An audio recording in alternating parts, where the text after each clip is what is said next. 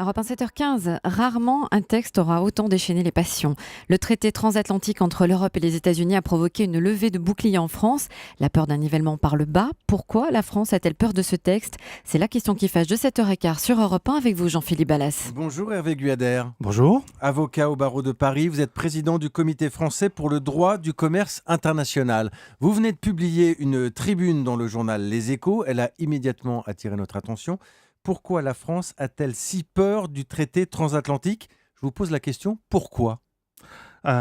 Très simplement parce que la France est perclue de réflexes, de peur par rapport à tout ce qui concerne la globalisation. Vous savez que dès l'instant qu'il y a un problème en France, on se tourne vers Bruxelles. Bruxelles étant censé être une espèce d'organisme un peu bizarre qui est fomenteur de différentes sortes de règles, de contraintes qui empêcheraient la France d'être un pays rayonnant. Une grosse machine qui broie. Une grosse machine qui broie le pauvre citoyen français. Et donc forcément, quand vous montez à une échelle supérieure, quand vous parlez de globalisation et de mondialisation...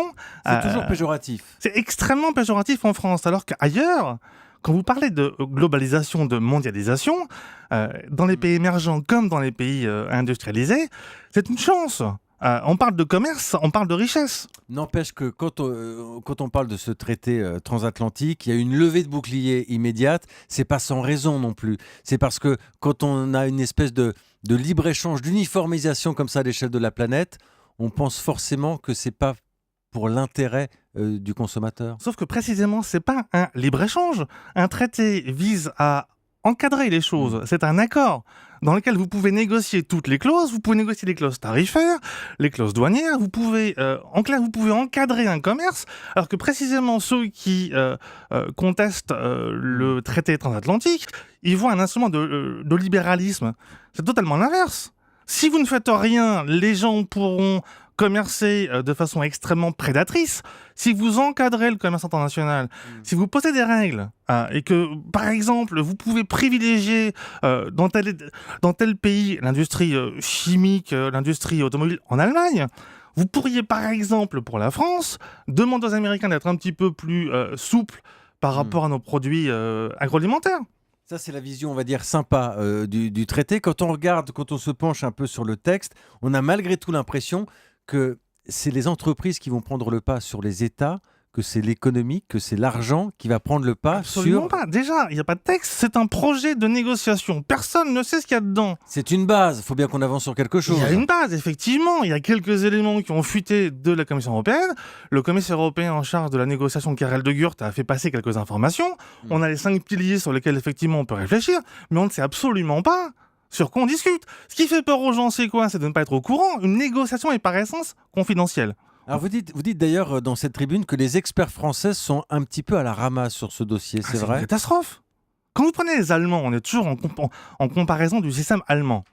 Il y a une quarantaine d'études extrêmement intéressantes, juridiques, économiques, politiques qui ont été faites en Allemagne. Actuellement, il y en a encore une vingtaine qui est en train d'être conduite. Au sein du comité, nous contribuons à différentes études avec nos amis allemands.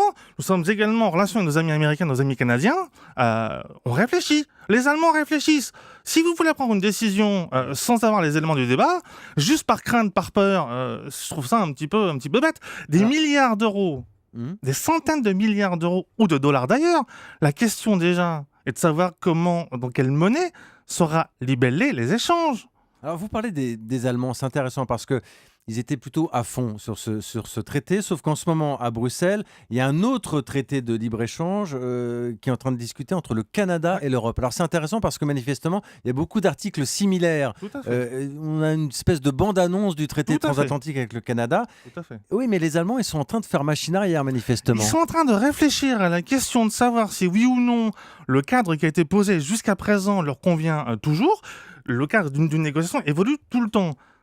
Tant que rien n'est signé, vous ne pouvez pas savoir. Là, il est question notamment des tribunaux d'arbitrage qui permettraient à des entreprises de poursuivre en justice des États. Ça, c'est la célébrissime question de l'arbitrage international. Oui, mais il existe ce point quand même. Sauf que l'arbitrage CIRDI, Centre international de règlement de l'arbitrage sur la concernant l'investissement, l'arbitrage CIRDI existe depuis plus de 50 ans.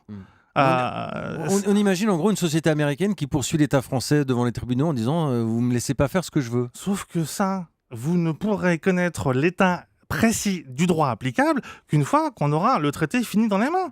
Actuellement, les gens ont peur de l'arbitrage en ne sachant absolument pas ce qu'il y aura dedans.